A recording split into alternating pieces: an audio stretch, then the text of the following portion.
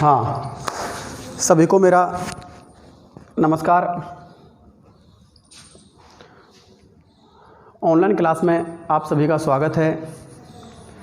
देखिए, पिछली क्लास में हम बात कर रहे थे मापन और मूल्यांकन में मापन की अर्थ और परिभाषा की। देखिए, अब हम बात करते हैं मूल्यांकन के उद्देश्यों की। मूल्यांकन की कुछ परिभाषाएं हमने पिछली क्लास में पढ़ी और आप सभी को समझ में भी आ गया होगा कि वैधता, विश्वसनीयता, ये सारी विशेषताएं मूल्यांकन की थी। अब हम थोड़ा सा इस क्लास में बात करते हैं मूल्यांकन के उद्देश्यों की कि आखिर मूल्यांकन के उद्देश्य क्या होते हैं, किस लिए हम मूल्यांकन करते हैं। देखिए, ये चीज़ मैं पहले स्पष्ट कर चुका हूँ कि कोई भी शिक्षण कार्य हो उसमें मूल्यांकन एक आवश्यक अंग होता है। बिना मूल्यांकन के शिक्षण कार्य संभव नहीं है। हाँ, शिक्षण करा लो, लेकिन शिक्षण के बाद क्या सीखा बच्चे ने वो संभव नहीं हो सकता। बच्चे की उपलब्धि का परीक्षण बिना मूल्यांकन के नहीं हो सकता। बच्चे का भविष्य के बारे में हम फैसला बिना मूल्यांकन के नहीं कर सकते। तो इन कुछ चीज़ों के लिए हम लोग मूल्यांकन करते हैं। जब हम बीएड करते हैं तो बीएड के दौरान भी हमको ये चीज़ सिखाई जाती है कि जब कोई लेसन प्लान तैयार किया जाता है कि मान लो कोई भी छात्राध्यापिका अपना लेसन तैयार करके ले जाती है या ले जाता है और क्लास में पढ़ाता है, तो उससे लेसन प्लान तैयार करने के दौरान ही वह लेसन प्लान से पहले कुछ उद्देश्य निर्धारित करता है, जो उद्देश्य उस लेसन प्राप्ति के बाद उसको प्राप्त होने चाहिए। देखिए, आप लोगों ने नाम भी सुना होगा, जैसे ज्ञानात्मक उद्देश्य हैं, अवबोधात्मक उद्देश्य हैं, अपने ज्ञानोपयोगी, अभिरुचि, कौशलात्मक उद्देश्य। तो ये बहुत सारे उद्देश्य ऐसे हैं जिनकी प्राप्ति हमको होना आवश्यक होती है। जब एक शिक्षक पढ़ाना शुरू करता है, चलो आज मैं मेरा ही उदाहरण लेता हूँ कि मैं आज ये ऑनलाइन क्लास ले रहा हूँ, तो इस ऑनलाइन क्लास का भी एक उद्देश्य है। इस ऑनलाइन क्लास में जो टॉपिक पढ़ा रहा हूँ, इस टॉपिक को पढ़ाने से पहले मैंने मेरे दिमाग में कुछ उद्देश्य निर्धारित किए कि जब ये क्लास पूरी हो जाएगी तो मुझे कुछ उद्देश्यों की प्राप्ति चाहिए। जैसे मान लो मैं ज्ञानात्मक उद्देश्यों की प्राप्ति के लिए आपसे कुछ क्वेश्चन पूछूं, आप उनका सही जवाब दे पाएँ। मान लो ऑब्जेक्टिव टाइप क्वेश्चंस पूछूं मैं आपसे, या रिक्त स्थान की पूर्ति करवाऊं कोई भी चीज़ पर, तो कहने का मतलब ये है कि ये कौन से हो गए आपके ज्ञानात्मक उद्देश्य। आप लोगों ने जो ज्ञान ग्रहण किया इस क्लास में, उस ज्ञान के माध्यम से आपके उद्देश्य की प्राप्ति हो गई। उसके बाद में मान लो हम अवबोधात्मक की बात करें, तो अवबोधात्मक में मैं आपसे कोई क्वेश्चन पूछूं, मान लो जैसे कोई तालिका बनानी होती है या कोई तुलना करनी होती है किन्हीं दो वस्तुओं में, या कोई एक लिस्ट तैयार करनी होती है कोई भी टॉपिक्स की। जैसे मान लो आज मैं उद्देश्यों की ही लिस्ट तैयार करूंगा, उद्देश्यों के ही एक पूरा सिस्टम तैयार करूंगा यहाँ पर पॉइंट बना करके। तो ये जो चीज़ें होती हैं, ये क्या होती है, ये अवबोध होता है। एक बच्चा तुलना करना सीखता है, संश्लेषण करना सीखता है, विश्लेषण करना सीखता है। तो ये चीज़ें जो इसमें आप लोग पढ़ते हैं, ये अवबोधात्मक हो गया। मैंने आपसे कहा कि मूल्यांकन और मापन में अंतर स्पष्ट कीजिए। अब यहाँ पर दो कॉलम बनेंगे, एक मूल्यांकन का बनेगा, एक मापन का बनेगा। दोनों में क्या समानताएं हैं, क्या असमानताएं हैं, इनका यहाँ पर पता लग जाएगा, यहाँ पर इनका अंतर पता लगेगा। तो इन चीज़ों को पढ़ने के लिए और इनका ज्ञान अर्जित करने के लिए हम अवबोधात्मक उद्देश्यों की प्राप्ति करते हैं। किसी दिन एक क्लास में आप लोगों को इन चीज़ों को भी बता देंगे कि आखिर उद्देश्य क्या होते हैं। उद्देश्यों की भी एक क्लास आपके लिए लगा दी जाएगी। तो फिलहाल हम बात कर रहे थे हमारे मूल्यांकन की। तो मूल्यांकन में हम लोगों ने अर्थ पढ़ लिया, विशेषताएं पढ़ ली और परिभाषाएं पढ़ ली। अब आज की क्लास में हम लोग मूल्यांकन के उद्देश्यों की बात करेंगे। तो सबसे पहले हम बात करते हैं मूल्यांकन के उद्देश्यों की। तो निकल के आता है हमारा सबसे पहला उद्देश्य है, हेडिंग डाल लीजिए, क्योंकि आप भी नोट्स तैयार करोगे, मूल्यांकन के उद्देश्य, मूल्यांकन के उद्देश्य ये। तो मूल्यांकन के उद्देश्यों की अगर हम बात करें तो सबसे पहला इसका उद्देश्य आता है छात्रों या विद्यार्थियों में वर्गीकरण करना। छात्रों और विद्यार्थियों में एक तो ये वर्गीकरण करता है, उनका एक क्लासिफिकेशन करता है कि आखिर किस विद्यार्थी में कितनी बुद्धि क्षमता है, कितना याद करने की क्षमता है, कैसे वो पढ़ता है, कैसी उसकी आदतें हैं, ये सारी चीज़ें हम लोगों को देखने को मिलती हैं। सॉरी, एक मिनट में एयरप्लेन मोड पर डालना भूल गया। हाँ, वेरी गुड। हाँ, ये सॉरी हाँ, तो अगली क्लास की अगर हम बात करें तो सॉरी अगले पॉइंट्स की अगर हम बात करें तो अगले पॉइंट्स में हम देखते हैं छात्रों की योग्यता का अनुभव करना। छात्रों की योग्यता का अनुभव भी हमको ये कराता है। उसके बाद हम बात करते हैं छात्रों में या शिक्षकों में, शिक्षकों के अध्यापन कौशल का पता लगता है। यानी कि छात्रों के अध्यापन कौशल का भी यहाँ पर पता लगता है। अब छात्रों के अध्यापन कौशल यानी कि हम लोग जब मूल्यांकन के उद्देश्य पढ़ रहे हैं तो इसमें ये शामिल नहीं होता कि हम बच्चे ही बच्चे का मूल्यांकन करेंगे, इसमें शिक्षक का मूल्यांकन भी साथ में हो रहा है। तो शिक्षक के मूल्यांकन से हमें पता लग रहा है कि यहाँ पर जो शिक्षक पढ़ा रहा है उसको बच्चा कितना ग्रहण कर रहा है, क्या शिक्षक के पढ़ाने का तरीका कैसा है। भाई आप लोग देखते होंगे कि यहाँ पर एक शिक्षक ऐसा होता है जो आता है और सीधा पढ़ा के चला जाता है, ना बच्चों से क्वेश्चन करता है, ना बीच में कोई टॉपिक समझाता है, ना कुछ, और पढ़ लो बच्चों बस। तो और एक शिक्षक ऐसा भी होता है, एक ऐसा भी आता है कि जो बच्चे को पूर्ण रूप से पूरी डिटेल के माध्यम से पढ़ाता है, हर टॉपिक को एक उदाहरणों के माध्यम से पढ़ाता है, पूरे शब्दों की व्याख्या करता है। तो ये सारी चीज़ बच्चे के दिमाग में बैठती है, फिर चाहे कैसा भी घुमा के क्वेश्चन उस टॉपिक से संबंधित पूछ लिया जाए, बच्चा उसका जवाब देता है। तो यहाँ पर एक शिक्षक के कौशल का भी पता लगता है। एक शिक्षक पूरा चित्र दिखा के अच्छे से पढ़ा रहा है, मान लो कोई तिरंगा पढ़ा रहा है, तो तिरंगा में एक तो टीचर आया, हाँ बच्चों तिरंगा में 3 रंग होते हैं, यह भारत का राष्ट्रीय ध्वज होता है, और ये कुछ तथ्य बताए और वो पढ़ा के चला गया। एक टीचर आया, वो वास्तव में तिरंगा लेके आया छोटा सा और झंडा लेके आया, यहाँ पर दिखाया कि बच्चों देखिए ये हमारा तिरंगा झंडा है, इसमें 3 रंग होते हैं। तो इससे एक पता लगता है कि बच्चों को वास्तव में पता लगे, शेप भी पता लग गई बच्चों को कि ये वास्तव में तिरंगा झंडा है। और ऐसा होता है, एक शिक्षक ऐसा होता है कि सामने पढ़ा रहा है, हाँ बच्चों हमारे तिरंगे में 3 रंग होते हैं। अब भूल गया शिक्षक, नहीं रहा ध्यान, मुंह से 3 बोल रहा है, इशारा 4 का कर रहा है, क्योंकि वो कुछ चीज़ों में आदत होती है। तो एक ये सही कौशल नहीं है। कहीं ना कहीं हमारे मानसिक शक्तियों का हमारे शारीरिक शक्तियों से तालमेल होना चाहिए। जिस प्रकार जिस तरीके से हम लोग पढ़ा रहे हैं उनका हमें भली भांति ज्ञान होना चाहिए। तो अध्यापक के कौशल का पता भी यहाँ पर लगता है। अगली बात शिक्षार्थियों के अधिगम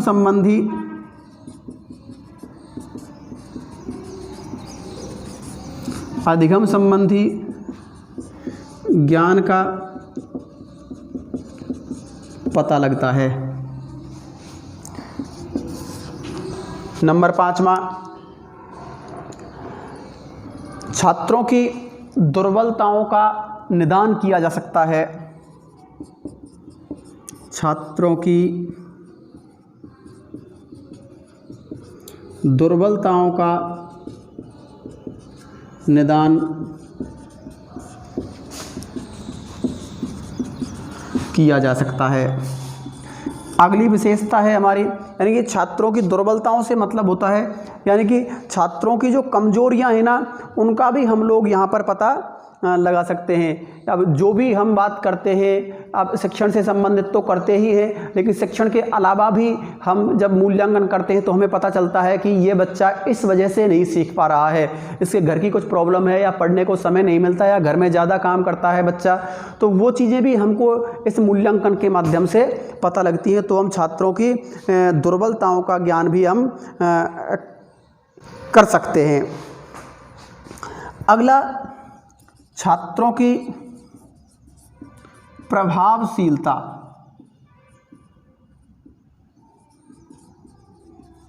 प्रभावशीलता का पता लगता है,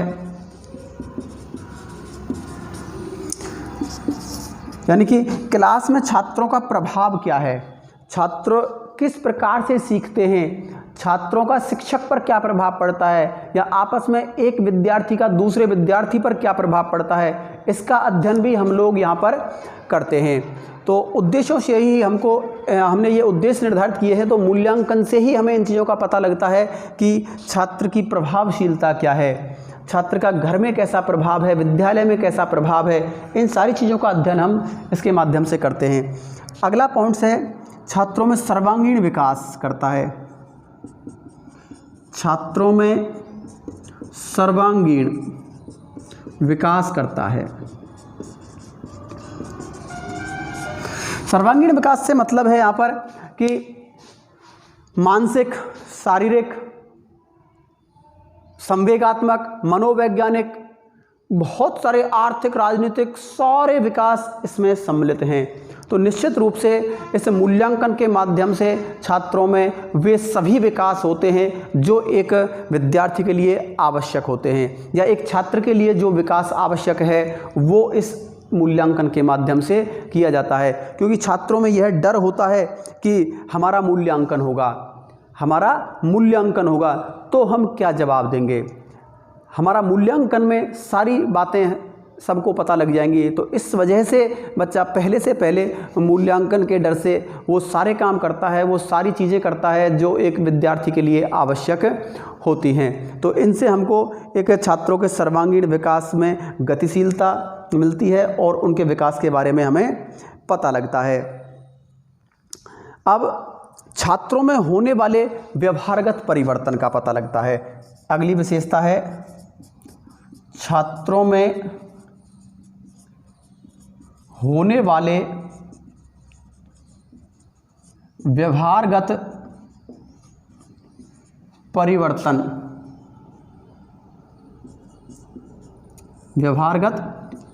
का पता लगता है। उसके व्यवहार में नित्य नए जो परिवर्तन हो रहे हैं उनका हमें पता लगता है कि किस प्रकार का व्यवहार बच्चा पहले करता था और आज बच्चा क्या व्यवहार कर रहा है। कई बार हमें देखने को मिलता है कि बच्चा क्लास में ऐसा होता है कि वो कुछ बोलता ही नहीं है, कोई जवाब ही नहीं देता। हम बार बार खड़ा करते हैं किसी क्वेश्चन के लिए लेकिन वो जवाब ही नहीं देता, और जैसे ही उसको खड़ा किया वो चुपचाप सीधा खड़ा होकर और सिर खुजलाने लग जाता है, नीचे मुंह कर लेता है, जवाब नहीं देता है। लेकिन कुछ दिन बाद वही बच्चा बहुत अच्छे से जवाब देना प्रारंभ कर देता है। तो ये परिणाम किसका है? मूल्यांकन का है। उस शिक्षक ने, संबंधित शिक्षक ने उस बच्चे का मूल्यांकन किया। अब वो किस पद्धति से किया, वो पद्धतियां हम आगे की क्लास में पढ़ेंगे या आगे पढ़ लेंगे इसी क्लास में। तो देखने को मिलता है हमें कि उन पद्धतियों के माध्यम से उस शिक्षक ने उसको जांचा, परखा, देखा उसको कि आखिर यह बच्चा ऐसा क्यों रहता है। जब उसके घर जाकर अभिभावकों से बात की, उसके साथियों से बात की, उसके घर के मित्रों से बात की, जो गांव में उसके या परिवार में जो समाज में उसके मित्र हैं उनसे बात की, जो स्कूल के उसके मित्र हैं उनसे बात की, तो हमें उसका पता लगा और उस चीज़ के निराकरण के लिए उस शिक्षक ने प्रभावी कदम उठाए और फिर वो बच्चा उस चीज़ से बिल्कुल दूर हो गया और वह बहुत अच्छे से क्लास में जवाब देना प्रारंभ कर दिया। कुछ बच्चे ऐसे भी होते हैं कि जो बहुत ज़्यादा अच्छे से जवाब देते हैं, लेकिन कुछ समय बाद वो बिल्कुल जवाब देना बंद कर देते हैं क्लास में। तो एक ऐसा जो वर्गीकरण है इन बच्चों का, वो हमें यहाँ पर देखने को मिलता है और हमें पता चलता है कि आखिर छात्रों में व्यवहारगत परिवर्तन कैसे होता है। तो इस मूल्यांकन के माध्यम से हम व्यवहारगत परिवर्तन के बारे में भी जानते हैं। सीखने की प्रक्रिया में प्रोत्साहन मिलता है। एक मूल्यांकन से सीखने की प्रक्रिया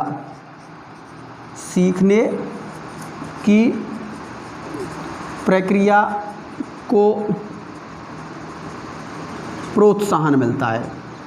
अब सीखने की प्रक्रिया का मतलब है कि जिस प्रक्रिया से बच्चा सीख रहा है, जिस गति से बच्चा सीख रहा है, तो सीखे हुए ज्ञान का जब कहीं उपयोग हो रहा है या एक उसको कहीं शाबाशी मिल रही है कि शिक्षक भी कई बार क्लास में क्वेश्चन पूछता है तो वो हाँ बेटा शाबाश, बहुत अच्छे, आप लोगों ने अच्छा जवाब दिया, कुछ ऐसे शब्दों का यूज करता है तो बच्चे में प्रोत्साहन बढ़ता है, पुनर्बलन बढ़ता है। आप लोगों को एक कौशल भी पढ़ाया गया है और कौशल भी आप बीएड में पढ़ाया गया था, तो आप लोग जानते होंगे कि पुनर्बलन क्या होता है। यानी कि पुनः बल मिलता है। किसी भी कार्य को करने पर जब पुनर्बलन मिलता है तो हमें ऐसा महसूस होता है कि एक पुनः हम अगला कार्य करें, हम या एक नया कार्य करें, उसी कार्य को हम एक और अच्छी कुशलता के साथ करें, ये एक पुनर्बलन होता है।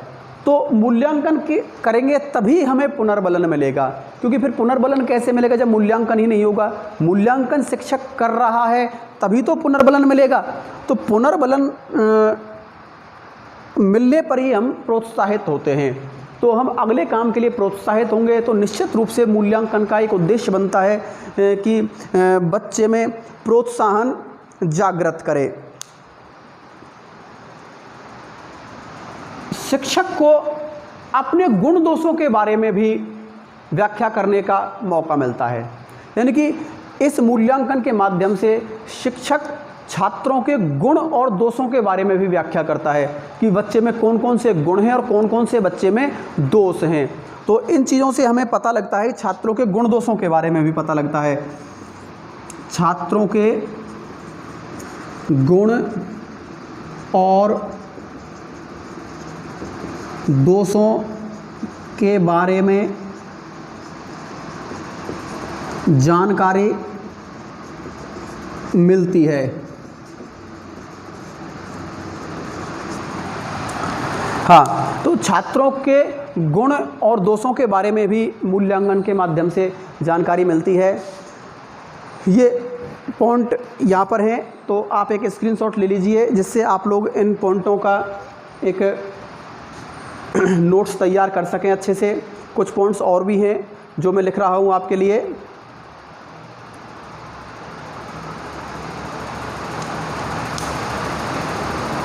हाँ, अगला पॉइंट है कि पाठ्यक्रम में सुधार करने के लिए भी मूल्यांकन आवश्यक है। यानी कि पाठ्यक्रम में क्या सुधार किए जाएं।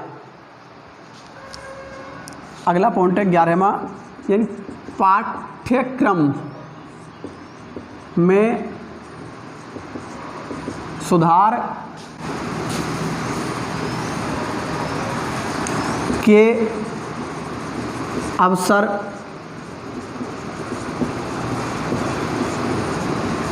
मिलते हैं। पाठ्यक्रम में सुधार के अवसर मिलते हैं और सीखने हेतु उपचारात्मक शिक्षण की व्यवस्था और सीखने के लिए उपचारात्मक शिक्षण की व्याख्या। व्याख्या का मतलब उपचारात्मक शिक्षण की जानकारी मिलती है। देखिए, अब हमें सीखने के लिए क्या क्या चीज़ें आवश्यक हैं। भाई, एक शिक्षक ने देखा कि हम लोग इनको साइंस पढ़ाते हैं और साइंस जब हम एक व्याख्या के माध्यम से पढ़ाते हैं तो बच्चों में थोड़ा सा एक प्रोत्साहन भी कम होता है, बच्चे में थोड़ी सी जानकारी भी कम मिल पाती है। एक बच्चे में थोड़ा सा उपचारात्मक करने के लिए, कोई भी काम करने के लिए हमें लेबोरेटरी की स्थापना करनी चाहिए। तो एक विद्यालय में, महाविद्यालय में, वहाँ उस स्तर पर लैब की स्थापना, लेबोरेटरी की स्थापना, यानी कि लाइब्रेरी की स्थापना भी हम लोग करते हैं। बच्चे को बहुत सारी किताबें मिल जाएं, एक जगह बच्चे को अच्छा पढ़ने के लिए कई लेखकों से पढ़ने को मिल जाए। फिर अगली बात आती है कि बच्चे में मान लो कोई याद करने की समस्या है कि याद नहीं होता, तो उसके लिए बार बार प्रैक्टिस करने के लिए कहें। तो जब हम मूल्यांकन करेंगे बच्चे का, तभी तो हमें उसकी इन कमियों का पता लगेगा। उन कमियों को पता लगने के बाद में हम उपचारात्मक शिक्षण करते हैं। डायग्नोस्टिकल मेथड हम अपनाते हैं, उपचारात्मक शिक्षण की विधि हम वहाँ पर अपनाते हैं और फिर उनसे वे सारे कार्य करने के लिए कहते हैं और प्रैक्टिस करते हैं। तो अपने आप में मूल्यांकन बहुत बड़ी चीज़ है इस शिक्षण कार्य में। अगला हमें देखने को मिलता है कि निर्देशों में सुधार की व्यवस्था। निर्देशों में सुधार की व्यवस्था यानी कि यहाँ पर हम लोग देखते हैं कि जो भी हम निर्देश देते हैं उन निर्देशों में हम लगातार सुधार करें। बच्चा जो निर्देश दे रहा है, बच्चे के निर्देशों में भी हम लोग सुधार करें। तो जो भी हम लोगों के लिए निर्देशों में सुधार की व्यवस्था की जाती है वो मूल्यांकन से ही संभव है। और मूल्यांकन हमें बताता है कि अब बच्चे को ऐसा निर्देश दिया जाए, अब बच्चे के लिए ऐसा कहा जाए। तो यहाँ पर निर्देशों में सुधार, निर्देशों में सुधार करने हेतु निर्देशित करते हैं। जो निर्देश हम देते हैं उसके लिए हमें खुद को निर्देशित कौन करता है? मूल्यांकन करता है। यहाँ कन्फ्यूज मत होना, यह डबल निर्देशन आ रहा है। यानी कि निर्देशों में हम छात्रों को सुधार के लिए क्या दे रहे हैं? निर्देश। तो जो निर्देश हम दिए जा रहे हैं उसके लिए हमें निर्देशित कौन करता है? मूल्यांकन करता है। तो यहाँ पर मूल्यांकन हमको निर्देश दे रहा है, एक शिक्षक को निर्देश दे रहा है कि वो बच्चे को कैसा निर्देश दिया जाए, उसको क्या करने के लिए कहा जाए बच्चे को। जब बच्चे के लिए बच्चे के कम अंक आते हैं तो बच्चे को एक सुझाव दिया जाता है शिक्षक के द्वारा कि बेटा ऐसे पढ़ना, अगली बार ऐसे तरीके से पढ़ना, ऐसे नोट्स बनाना, इस तालिका के माध्यम से पढ़ना या चित्र बनाकर पढ़ना। ये एक बच्चे को समझाया जाता है। तो एक वही निर्देश यहाँ पर बात करी गई है, उसी निर्देश की, कि हम लोग उस बच्चे के आधार पर, उस बच्चे की स्थिति के आधार पर हम लोग उसे निर्देशित करें। अगला पॉइंट बनता है हमारा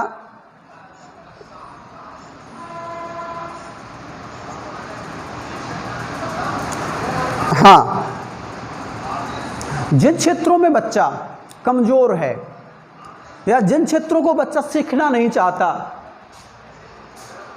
उनको सिखाने के लिए भी हम लोग बच्चे को योग्य बनाएं। एक शिक्षक का कर्तव्य बनता है कि बच्चे को उस कार्य के लिए प्रोत्साहित करे जिस कार्य को बच्चा जानता नहीं है। शिक्षण कार्य की बात कर रहा हूँ मैं। ऐसा नहीं कि हम बच्चे को कोई और कार्य के लिए प्रोत्साहित करें जिसको बच्चा करना ही नहीं चाहता। हाँ, शिक्षण कार्य में जो आवश्यक टॉपिक्स हैं, जिन टॉपिक्स को बच्चा कम पढ़ता है, जिनको जानने का वो कम प्रयास कर रहा है। एक बच्चा होता है कि वो मैथ्स बहुत अच्छे से करता है लेकिन वो साइंस को बहुत कम पढ़ता है, उसमें उसकी रुचि नहीं है साइंस में। लेकिन यहाँ पर हमें बच्चे को या शिक्षक को शिक्षक द्वारा बच्चे को वह शिक्षण भी कराया जाएगा जिसमें बच्चे का मन नहीं लगता, और उसके लिए भी बच्चे को प्रोत्साहित किया जाएगा। तो यहाँ पर एक पॉइंट बनता है अगला, बच्चे को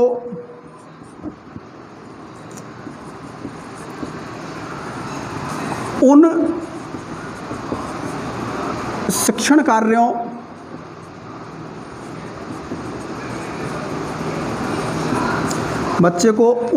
कार्यों के लिए भी प्रोत्साहित किया जाए जो वह नहीं करता है। यानी उन कार्यों के लिए भी प्रोत्साहित किया जाए जिनको वह नहीं करता। अब अगली बात आती है कि बालकों द्वारा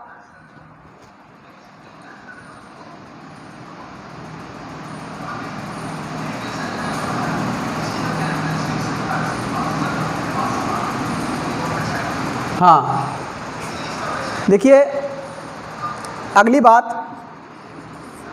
शिक्षण कार्यों में स्पष्टता और विशिष्टता लाना। अगला पॉइंट है, शिक्षण कार्यों में स्पष्टता और विशिष्टता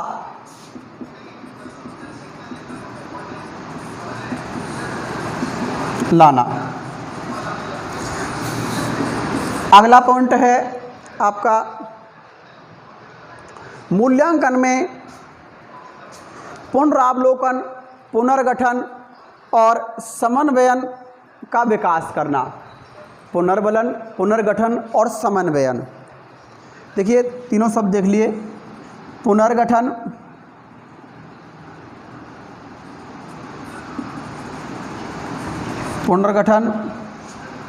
और पुनरावलोकन,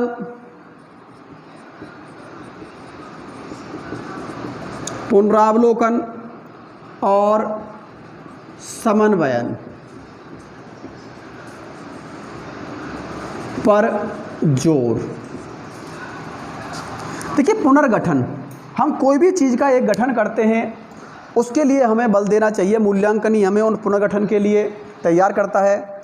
फिर हम उसका पुनरावलोकन करते हैं, पुनः उसका अवलोकन। कोई भी, चाहे हमने पाठ्यक्रम बनाया, चाहे हमने कोई योजना बनाई क्लास में पढ़ाने के लिए, हमने कोई भी कार्य किया शिक्षण से संबंधित, उसके लिए हमने सबसे पहले क्या किया, उसका निर्माण किया, यानी पुनर्गठन किया, गठन, फिर पुनर्गठन, फिर पुनरावलोकन, फिर पुनः उसका हम अवलोकन करेंगे, और अवलोकन के बाद उसका समन्वयन करेंगे, और हम क्लास में उसको सामान्य रूप से समन्वयन का मतलब होता है उसे लागू करना। तो बच्चों में हम किसी भी चीज़ को लागू करते हैं तो इन तीन चीज़ों पर ज़्यादा जोर दिया गया है। तो ये अपने आप में एक मूल्यांकन के उद्देश्य थे, और भी बहुत सारे उद्देश्य होंगे जो हम यहाँ नहीं बता पाए होंगे। तो आप लोग इन चीज़ों को बहुत अच्छे से पढ़ें, क्योंकि मूल्यांकन ही एक वह प्रक्रिया है जिससे बच्चे को महान बनाया जा सकता है। बच्चे को क्रिटिसाइज करके, बच्चे की आलोचना करते हुए उसे आगे बढ़ाना मूल्यांकन का कर्तव्य है। मूल्यांकन में बच्चे के कम अंक भी आते हैं, लेकिन बच्चा अगली क्लास में उसी प्रक्रिया में उसको बहुत अच्छे से दोहराता है। तो ये चीज़ें हम लोग यहाँ पर देखते हैं, और मूल्यांकन के उद्देश्यों की हमने बहुत अच्छे से बात की और यहाँ पर दोहराया। अब हम देखते हैं मूल्यांकन के साधनों को, बात करते हैं मूल्यांकन के साधनों की। इनको अच्छे से लिख लेना आप लोग, यहाँ से आप लोग लिख लीजिए, या वीडियो में रिप्ले करके इसको दोबारा से देख लेना, सारी चीज़ों की जानकारी मिल जाएगी आपको। अच्छे से नोट्स भी बनाएं आप लोग। अब हम मूल्यांकन के साधनों की बात करते हैं। तो आखिर मूल्यांकन के कौन कौन से साधन हैं, किन साधनों के माध्यम से हम मूल्यांकन करते हैं? तो यहाँ देखिए, मूल्यांकन के साधन, tools of evaluation, tools of evaluation, मूल्यांकन के साधन। देखिए मूल्यांकन के साधन क्या है? 3 प्रकार के साधन हैं मूल्यांकन के। किस प्रकार हम मूल्यांकन कर सकते हैं? नंबर 1, शिक्षक द्वारा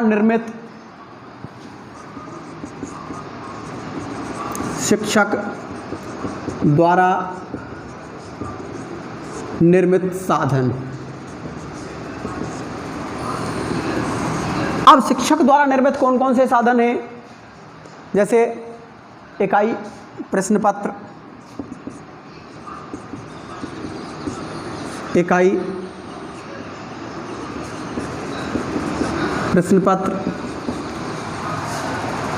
नंबर 2, अर्धवार्षिक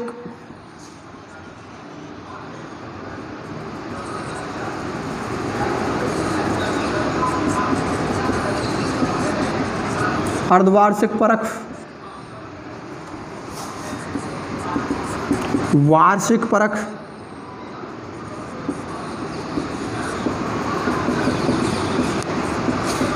समसामयिक परख पत्र, समसामयिक परख पत्र। देखिए ये हम लोग एक एजुकेशन में अपनाते हैं इन चीज़ों को। बच्चे का मूल्यांकन करने के लिए शिक्षक द्वारा निर्मित कुछ चीज़ें होती हैं, जैसे मौखिक योजना भी होती है, प्रायोगिक कार्य भी होता है।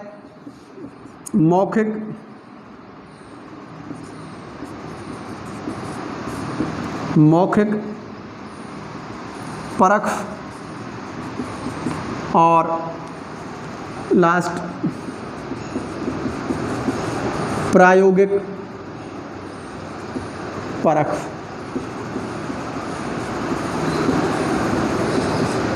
कार्य या परख पत्र या परीक्षण भी बोल सकते हैं हम लोग। प्रायोगिक परीक्षण, मौखिक परीक्षण, यानी कि परख की जगह हम प्रश्न पत्र परीक्षण भी कर सकते हैं। इकाई परीक्षण, अर्धवार्षिक परीक्षण, वार्षिक परीक्षण, परख की भी कह सकते हैं। एक टेक्निकल शब्द है परख। तो ये एक शिक्षक द्वारा निर्मित कुछ ऐसे साधन हैं जो बच्चे के लिए मूल्यांकन में या बच्चे का मूल्यांकन करने के लिए सहयोग करते हैं। अब छात्र द्वारा स्वयं मूल्यांकन, छात्र द्वारा स्वयं मूल्यांकन की विधियां। हाँ, छात्र स्वयं भी अपनी गलतियों को परख सकता है। अपना स्वयं का मूल्यांकन करके छात्र भी अपनी उपलब्धियों को, अपनी कमियों को परख सकता है।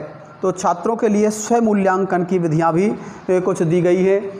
तो उनके माध्यम से भी छात्र अपनी कमियों को सुधार सकता है या अपनी अच्छाइयाँ बढ़ा सकता है। उसके बाद मनोवैज्ञानिक परीक्षण। तीसरा मनोवैज्ञानिक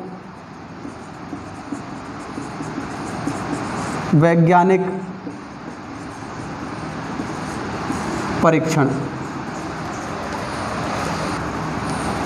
हाँ, मनोवैज्ञानिक परीक्षण। मनोवैज्ञानिक परीक्षण देखिए, थोड़ा सा इसको समझ लीजिए। मूल्यांकन कैसे करता है छात्र? देखिए, मान लो खुद से प्रश्न पूछकर, प्रश्नावली विधि के माध्यम से छात्र स्वयं का मूल्यांकन कर सकता है। कई बार मान लो कोई चीज़ हमें याद नहीं है तो हम बुक्स पर हाथ रखकर उस जगह पर फिर उसको जांचने का प्रयास करते हैं। तो ये स्वयं मूल्यांकन की विधियाँ होती हैं। किसी चीज़ को छुपाकर उसको बार बार बोलना, कहानी मेथड के माध्यम से, भाई मान लो कोई कहानी हमें बतानी है, उसको याद कर रहे हैं तो बार बार उस कहानी पर हाथ रख के फिर हम बिना देखे बोलेंगे, स्वयं उसका परीक्षण करते हैं। तो ऐसे ही यहाँ पर छात्र स्वयं अपना मूल्यांकन कर सकता है इन विधियों के माध्यम से। अब एक तो शिक्षक के द्वारा निर्मित विधियाँ हो गई जिनके द्वारा छात्र का मूल्यांकन किया जाता है।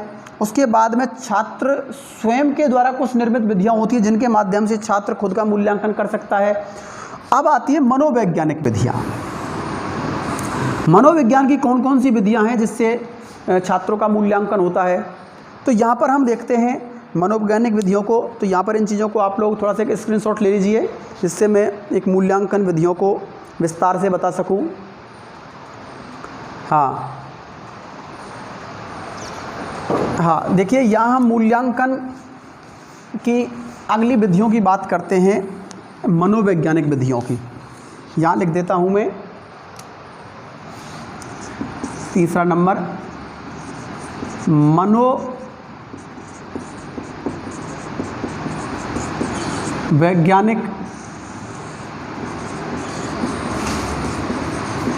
विधियाँ। मनोवैज्ञानिक विधियाँ, तो मनोवैज्ञानिक विधियों में हम देखते हैं नंबर 1, इनको 2 भागों में बांटा गया है। एक तो प्रमापी विधियाँ और एक अप्रमापी विधियाँ। प्रमापी विधियों का मतलब होता है जिसमें हम एक नाप रखते हैं, जिसमें हम एक मापक निर्धारित करते हैं। अब जिन विधियों में मापक निर्धारित किया जाता है वो प्रमापी विधियाँ कहलाती हैं, जिनमें मापक निर्धारित नहीं किया जाता वो अप्रमापी विधियाँ कहलाती हैं। जैसे देखिए, प्रमापी विधियाँ,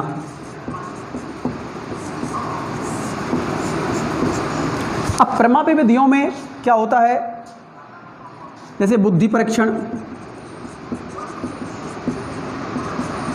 अब बुद्धि परीक्षण के लिए पहले से ही निर्मित कुछ तथ्य होते हैं, उन पर हम लोगों को बुद्धि का परीक्षण किया जाता है। जैसे अल्फ्रेड बिने का एक बुद्धि परीक्षण था, तो उसमें पहले से ही कुछ तथ्य शामिल थे। यदि इन क्वेश्चनों का जवाब दे देगा बच्चा तो इतनी बुद्धि का है, इन क्वेश्चनों का जवाब नहीं दे पाएगा तो इसका मतलब इतनी बुद्धि है उस बच्चे में। तो वे परीक्षण जब बच्चों पर किए जाते हैं तो वो एक प्रमापी विधियों के माध्यम से किए जाते हैं। अगला जैसे व्यक्तित्व परीक्षण,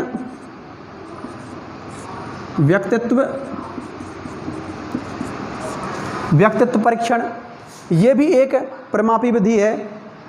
अभिवृत्ति परीक्षण, अभिवृत्ति परीक्षण, अभिरुचि परीक्षण,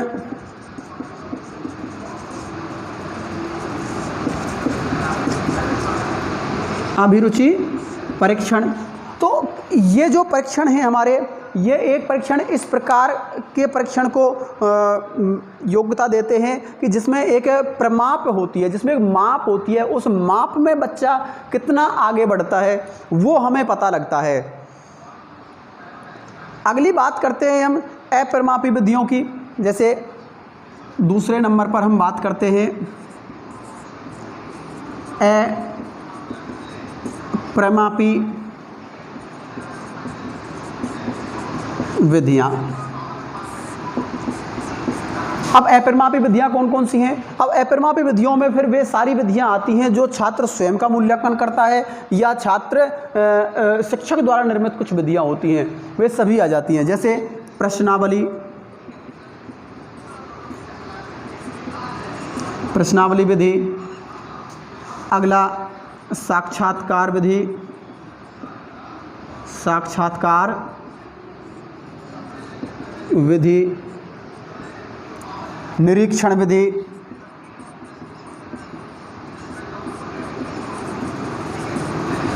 निरीक्षण विधि। और व्यक्तिगत अध्ययन विधि।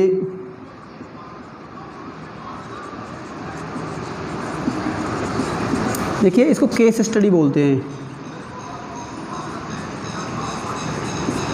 Study, case study. यानी कुछ चीज़ें ध्यान रखना, उनके एक इंग्लिश वर्ड्स भी देख लेना। कुछ शब्दों के इंग्लिश वर्ड्स से ही हम लोगों को पता लगता है कि वह शब्द कितना सरल है। तो यहाँ पर हम लोगों ने एक अप्रमापी विधियाँ की, इसमें कोई प्रमाप नहीं होता, प्रश्नावली विधि है। अब प्रश्नावली विधि में हम बच्चों से वही प्रश्न पूछेंगे जो बच्चे को पहले से पढ़ा दिए गए हैं, लेकिन बच्चा उन प्रश्नों के जवाब दे पाता है या नहीं दे पाता है, उससे हम लोग मूल्यांकन करते हैं कि बच्चे का बुद्धि स्तर कितना है। साक्षात्कार में हम लोग सामने साक्षात्कार करते हैं, इंटरव्यू करते हैं। साक्षात्कार का इंग्लिश वर्ड होता है इंटरव्यू। तो इंटरव्यू मेथड के माध्यम से हम लोग बच्चे का पता लगाते हैं। केस स्टडी में भी हम लोग बच्चे की केस हिस्ट्री निकालते हैं, पूरी बच्चे के जन्म गर्भ से लेकर और अब तक जो बच्चा क्या कर रहा है, कहाँ रहता है, किसके पास रहता है, क्या खाता है, क्या पीता है, उसके पारिवारिक विवरण, सामाजिक विवरण, उसका विद्यालय विवरण, सब का जब हम एक लेखा जोखा डाटा तैयार करते हैं तो उसके आधार पर हम निर्णय निकालते हैं कि आखिर बच्चा कैसा है, या ऐसा जो बच्चा बना, आज जो डेट में बच्चा है वो किन कारणों से बना, वो केस हिस्ट्री होती है। निरीक्षण में बच्चे का बाहरी निरीक्षण किया जाता है। फिर समसामयिक जांच परीक्षण या लिखित वस्तुनिष्ठ परीक्षण, मूल्यांकन, वो सब अपरिमापी विधियों में आते हैं। जैसे वस्तुनिष्ठ परीक्षण, निष्पत्ति परीक्षण, जिसे हम उपलब्धि परीक्षण भी बोलते हैं। अब इस उपलब्धि परीक्षण के अंतर्गत वे सारे परीक्षण आ जाएंगे, निबंधात्मक है, चाहे वो वस्तुनिष्ठ है, चाहे वो प्रायोगिक कार्य है, कुछ भी है। तो ये एक अपने आप में अपरिमापी विधियाँ थी जिनका अध्ययन हम आज कर रहे थे। तो आज की क्लास में बच्चों हमने मूल्यांकन के उद्देश्य और मूल्यांकन के साधनों के बारे में पढ़ा, और मैं आशा करता हूँ कि सभी को बहुत अच्छे से समझ में आ गया होगा ये टॉपिक। फिर भी अगर थोड़ा कम रहा हो तो एक दो बार इस वीडियो को देखें, और आप लोगों को मैं दावा करता हूँ कि ये टॉपिक बहुत अच्छे से समझ में आ गया होगा। अब यहाँ से कोई भी क्वेश्चन बने, चाहे वो रीट में बने, चाहे वो टेट में बने, कहीं भी बने, इनमें से पूछ लेगा कि कौन कौन सी निम्नलिखित में से परिमापी विधियाँ हैं, तो परिमापी विधियों में इनको दे देगा, एक इनमें से दे देगा परिमापी विधियों। तो आपको सेलेक्ट करना है ऑब्जेक्टिव टाइप मेथड के माध्यम से कि कौन सा सही है। ऐसे ही उन विशेषताओं में जब मैंने पढ़ाई थी, या एक उद्देश्यों में भी हम इस प्रकार के ही क्वेश्चन बनते हैं। ये एक तथ्यात्मक चीज़ नहीं है, ये एक सैद्धांतिक चीज़ें हैं। तो ये एक टॉपिक कुछ आपको लगेगा कि ये बोरिंग टॉपिक है, लेकिन क्वेश्चन ऐसे ही बनते हैं। हम लोगों को जवाब भी देना पड़ेगा, हम लोगों को ये अच्छे से पढ़ने भी पड़ेंगे। तो आप लोग अच्छे से पढ़ें इनको, और अगली क्लास में हम आपको निष्पत्ति परीक्षण के बारे में बताएंगे, यानी कि उपलब्धि परीक्षण क्या होता है, हम किस प्रकार के कितने परीक्षण बच्चों में करते हैं। तो आज के लिए बस इतना ही। सभी को बहुत बहुत धन्यवाद।